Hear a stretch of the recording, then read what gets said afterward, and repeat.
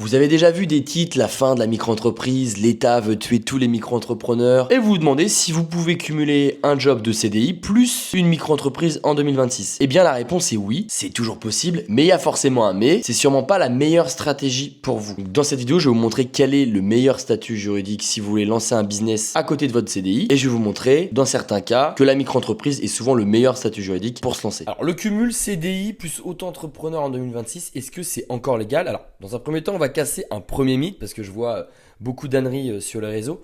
Oui, le cumul d'une activité salariée avec la création d'une micro-entreprise, c'est 100% légal et c'est possible. Mais évidemment, il y a plusieurs règles à connaître avant de vous lancer. Et ça, peu importe votre contrat de travail, que vous soyez en CDI, en CDD, en intérim ou en stage. Mais il y a 3 règles à connaître. Vérifiez votre contrat de travail. Pourquoi? Pour plusieurs raisons. Certaines clauses de votre contrat peuvent limiter votre activité. Donc lisez bien votre contrat de travail. Je sais qu'on ne le lit pas forcément toujours. Il est interdit de facturer votre propre employeur en tant qu'auto-entrepreneur. Donc si votre employeur vous le propose, faites quand même attention. Ensuite, vous avez un devoir de loyauté qui va vous imposer en gros de ne pas concurrencer votre employeur actuel. Mais par contre, concrètement, votre patron ne peut pas vous interdire de créer une micro-entreprise ou une autre société, surtout dans un domaine différent. Règle numéro 2, les professions réglementées évidemment sont exclues. Donc j'entends quoi par là? Les métiers de santé comme infirmier, médecin, vétérinaire, les professions juridiques comme notaire, avocat ou huissier, même et aussi évidemment les experts comptables et les commissaires aux comptes. Donc si vous êtes dans l'un de ces métiers, la micro-entreprise n'est pas faite pour vous. Par contre, vous pouvez très bien créer une URL ou une SASU. Règle numéro 3, les plafonds de chiffre d'affaires en 2026 augmentent. Donc c'est une bonne nouvelle. Les seuils en gros évoluent. Donc ça veut dire que si vous avez une activité à côté de votre CDI, donc vous voulez créer une micro-entreprise de vente de marchandises, eh bien c'est 203 000 € à ne pas dépasser. Si vous avez une prestation de service, donc par exemple si vous êtes freelance et que vous vendez votre service ou vos conseils, etc., eh bien il ne faut pas dépasser 83 000 € 2 années consécutives. Maintenant, les pièges de la micro-entreprise que personne ne vous dit pour un salarié qui veut se lancer, qui veut lancer un business, il y a le premier piège, c'est que vous allez payer des impôts sur 100% de vos recettes, de vos bénéfices. En micro-entreprise, il n'y a pas de déduction de frais possible. Donc ça veut dire que si vous faites par exemple 50 000 € de chiffre d'affaires, vous allez payer des cotisations sociales comme n'importe quel entrepreneur, mais par contre des cotisations sociales sur tout votre chiffre d'affaires. Si vous faites 50 000 € et que vous avez 30 000 € à la fin en bénéfice et que vous avez 20 000 € de charges, bien la micro-entreprise, vous payez forcément des cotisations sur les 50 000 € de chiffre d'affaires. C'est bien sur le chiffre d'affaires et pas sur les bénéfices. Donc pour être plus précis, vous achetez du matériel, vous louez un bureau, vous avez des frais de déplacement importants, tout ça, vous ne pouvez pas le déduire vraiment. Donc évidemment, vous allez perdre de l'argent à ce niveau-là par rapport à quelqu'un qui a une vraie société, c'est-à-dire une SASU ou une URL. Donc en gros, ce que vous devez retenir, micro-entreprise, cotisation sociale sur tout votre chiffre d'affaires, société, cotisation sociale sur vos bénéfices. Le piège numéro 2, c'est que votre TMI, donc le taux marginal d'imposition, va exploser. Sauf évidemment si vous allez suivre mes conseils jusqu'à la fin de cette vidéo. Vous êtes déjà salarié avec un salaire. Vous allez du coup ajouter forcément vos revenus d'auto-entrepreneur. Vous allez forcément gagner de l'argent avec votre micro-entreprise. Donc vous allez ajouter en plus votre salaire de votre micro-entreprise. Et si vous êtes dans la tranche 30 à 40%, vous allez payer beaucoup d'impôts sur ces revenus supplémentaires. Et le troisième piège, généralement en CDI, vous êtes quand même très protégé. La micro-entreprise ne limite pas votre responsabilité. Ça veut dire quoi? En gros, quand vous êtes micro-entrepreneur, vous êtes une entreprise individuelle et en cas de litige client ou si vous avez des retards de paiement de cotisation, etc., eh bien, votre patrimoine personnel est potentiellement engagé. Donc ça, faites attention, évidemment, avant de tomber dans ces cas assez extrêmes, vous avez de la marge. Mais contrairement à une société où vous êtes limité au montant des apports. Donc si vous mettez 1 000 €, vous êtes limité aux 1 000 € des apports. Donc mon avis, ce que je ferais à votre place, et moi je vous conseille très sincèrement de suivre exactement ces conseils. Donc la micro-entreprise, elle est top pour tester une idée rapidement et légalement. Donc ça veut dire que vous voulez vous lancer cette semaine, vous avez trouvé des potentiels clients, etc. La micro-entreprise, elle est parfaite. Une fois que c'est fait et que vous avez un business qui tourne, moi quand je dis business qui tourne, c'est au minimum 20-30 000 € par an. Là, vous radiez votre micro-entreprise pour créer une SASU. Je vais vous expliquer tout ça en détail, n'ayez pas peur. Pourquoi 20-34 par an minimum? Parce que la société, ça demande quand même un peu plus d'investissement, de budget. Vous allez payer beaucoup plus de charges. Quand je parle de charges, c'est comptable, bilan comptable, etc.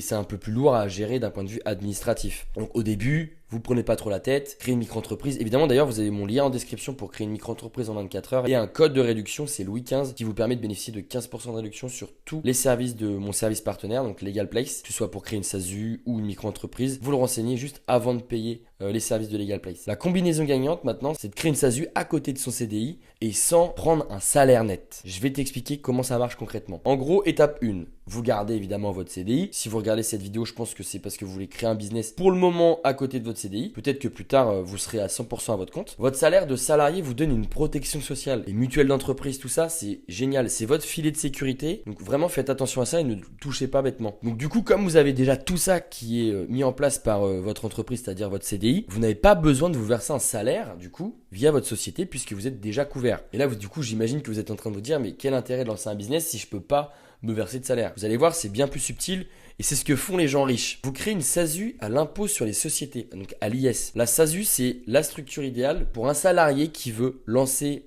un business, c'est-à-dire à côté de son CDI. Pourquoi? Parce que la SASU, quand vous versez un salaire, elle est quand même très taxée. Vous allez payer beaucoup de cotisations, etc. Donc du coup, l'idée, c'est de ne pas se verser de salaire, mais c'est de prendre tous les ans des dividendes. Et avec la SASU, vous allez payer 30% de flat tax. Donc vous avez votre salaire de CDI, et puis une fois par an, vous pouvez vous verser autant de dividendes que vous voulez avec votre société. Mais pourquoi faire ça concrètement? En gros, vous allez vous verser uniquement des dividendes pour plusieurs raisons. Les dividendes restent souvent beaucoup plus intéressants pour maximiser le cash disponible. Ça veut dire quoi? Ça veut dire qu'en fait, vous sortez cet argent une fois par an, mais vous allez payer qu'un seul taux d'imposition. Ça veut dire 30%. En gros, sur les 30%, il y a 12,8% d'impôt sur le revenu en gros et 17% de prélèvements sociaux. Donc concrètement, vous avez votre CDI, donc votre salaire qui tombe tous les mois. Vous prenez minimum par an, par exemple 10 000 euros de dividendes, il vous reste 7 000 euros en net dans votre poche. Mais ce qui est top quand on est salarié, d'ailleurs moi je conseille à tous les salariés de faire ça, c'est de créer une SASU aussi parce que vous allez pouvoir faire passer un maximum de frais dans votre société. Limite, vous n'allez payer quasiment plus rien de votre poche. Vous pouvez tout faire passer dans votre société. Votre voiture, vous pouvez très bien louer ou acheter un véhicule via votre société. Vous pouvez très bien payer aussi pareil plein d'abonnements pour votre travail, etc. Les restaurants, les déplacements, faites des restaurants, invitez des collègues, etc. Et vous faites payer ça avec votre société. Vous pouvez louer des bureaux, un espace de coworking, tout ça vous faites passer dans votre société. Mais comment ça marche concrètement? En gros, votre société elle peut déduire des frais, donc c'est-à-dire de vraies charges, et du coup ce qui va réduire son bénéfice imposable. Vous savez, quand je vous ai dit avec la micro-entreprise, vous faites 50 000 euros de chiffre d'affaires, mais que vous avez 20 000 euros de frais, eh bien vous allez quand même payer des cotisations sur les 50 000 et pas sur les 30 000 euros de bénéfice. Et bien là, avec la société, comme vous allez faire passer votre voiture, des abonnements, etc., et bien votre bénéfice imposable va baisser. Et du coup, l'impôt sur les sociétés va aussi baisser. Mais pendant ce temps-là, vous vous êtes fait plaisir, vous avez fait des restaurants, vous avez fait passer ce téléphone, votre ordinateur, etc., etc. Et à la fin, vous pouvez quand même vous verser des dividendes et payer seulement 30% de flat tax. En gros, concrètement, ce que je vous conseille dès aujourd'hui pour que vous ayez un cadre, vous débutez dans le monde du business, de l'entrepreneuriat, et vous pensez faire moins de 20 à 30 000 euros avec votre business. Et un autre point qui est super important, c'est que si vous ne voulez pas trop vous prendre la tête au début d'un point de vue administratif, mais aussi comptabilité, la micro-entreprise elle est top. Alors pour ça, vous allez cliquer sur mon lien en description et vous pouvez pareil créer une micro-entreprise avec Legal Place. On va le faire ensemble en fin de vidéo. Mais en gros, vous créez une micro-entreprise pour tester d'abord votre business, voir si c'est viable, voir si vous aimez ça. Donc ne prenez pas trop le risque au début de créer une société, de mettre du capital, créer une micro-entreprise rapidement, facturer, gagner de l'argent.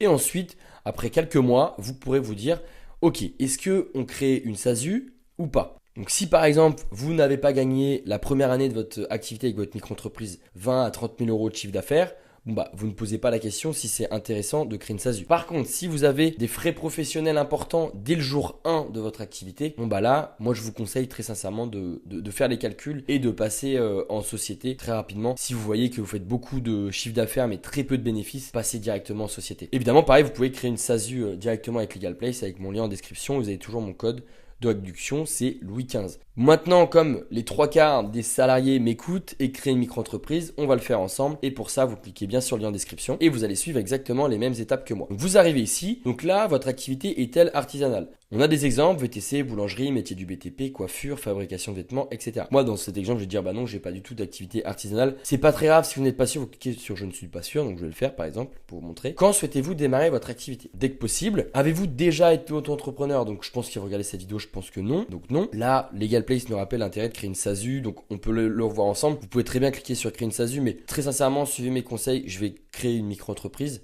Mais en gros, la SASU, vous pouvez cumuler les aides publiques. Ça, c'est top si, par contre, vous voulez cumuler votre chômage plus cumuler votre business. Avec la micro-entreprise, plus vous faites de chiffre d'affaires et plus votre chômage va baisser. Si vous êtes encore en CDI et que vous êtes bientôt au chômage, créez une SASU. Si vous voulez vraiment rester en CDI et créer un business, créez une micro-entreprise. Où sera fixé le siège social de la micro-entreprise? Alors moi, je conseille à tous les entrepreneurs au moins la deuxième année de domicilier leur entreprise chez Legal Place. Pourquoi? Parce que vous allez payer la CFE. Tous les entrepreneurs doivent la payer. Donc c'est en gros la cotisation foncière des entreprises. C'est basé sur la localisation de votre micro-entreprise et votre chiffre d'affaires. Donc si vous n'habitez pas à Paris, vous allez payer des taux de CFE énormes. À Paris, le taux de CFE est le moins cher. Donc moi, comme j'habitais à Bordeaux, j'avais un gros taux de CFE. J'ai domicilié mon entreprise chez Legal Place. Donc là, quel est votre domaine d'activité? Vous mettez ce que vous voulez. Vous pouvez très bien mettre autre et derrière ensuite écrire clairement votre activité. Moi, je vais mettre par exemple consultant et freelance. Quelle est votre identité? Donc renseignez bien vos informations, votre adresse email, votre numéro de téléphone. Et là, on clique sur continuer. Et ensuite, que recherchez-vous? On cherche à créer notre micro-entreprise en déléguant toutes les démarches de création, donc continuez. Et là, Legal Place prépare le dossier de votre micro-entreprise, donc vous avez vu, ça va très vite. Donc là, ici, pas de panique, c'est pas un abonnement, c'est à payer une seule fois. De manière générale, vous n'êtes pas forcément éligible à l'ACRE, donc du coup, ici, je vous conseille de prendre le pack le moins cher. Vous allez avoir une micro-entreprise aux normes, juridiquement, ça sera parfait. Juste, en fait, ici, ce qui est vraiment top, c'est que si vous êtes très pressé, on va traiter votre dossier dans les 24 heures. Vous avez une assistance juriste illimitée si vous avez la moindre question et vous allez être accompagné pour obtenir l'ACRE. L'ACRE, c'est ce qui permet de diviser par 2 vos cotisations sociales la première année. Donc du coup, profitez-en, mais tout le monde n'est pas éligible. Hop, vous tapez éligibilité ACRE et vous devez être dans l'une des situations suivantes. Donc je vous laisse regarder si vous êtes dans l'une de ces situations. Vous pouvez faire pause sur la vidéo. Si vous êtes vraiment éligible à l'ACRE, prenez ce pack-là parce que pendant un an, vous allez diviser par 2 vos cotisations sociales, donc faire plus de bénéfices. Moi, j'ai 26 ans, donc du coup, je suis éligible, choisir le pack. Hop, ajouter et continuer. Donc ça, c'est pour domicilier mon entreprise chez Legal Place. Ajouter et continuer. Là, il faut bien prendre un compte pro. Alors, normalement, c'est légalement, on vous demande de le faire si vous dépassez les 10 000 euros de chiffre d'affaires pendant 2 ans, donc 2 années consécutives. Moi, de manière générale, vous voulez lancer un business, distinguez bien votre vie perso de votre business. Donc moi, je vais l'ajouter, mais c'est pas obligatoire. Vous pouvez très bien passer par une autre banque ou un autre service. Ajouter et continuer. Et là, on arrive sur la totalité. Donc, on va bien avoir une micro-entreprise. Et en plus de ça, vous avez mon code de réduction. Donc, vous cliquez sur ajouter un code de réduction. Ici, ajouter un code de réduction. Hop, Louis XV. Vous faites la petite flèche. Et là, vous avez économisé 15 euros. Donc, c'est toujours ça de prix. Procédez au règlement. Carte de crédit, PayPal et Google Pay. Et une fois que c'est fait, Legal Place se charge de créer votre micro-entreprise ou votre SASU de A à Z. Posez-moi votre question en commentaire si j'ai pas été clair sur un point en particulier et j'y répondrai avec grand plaisir.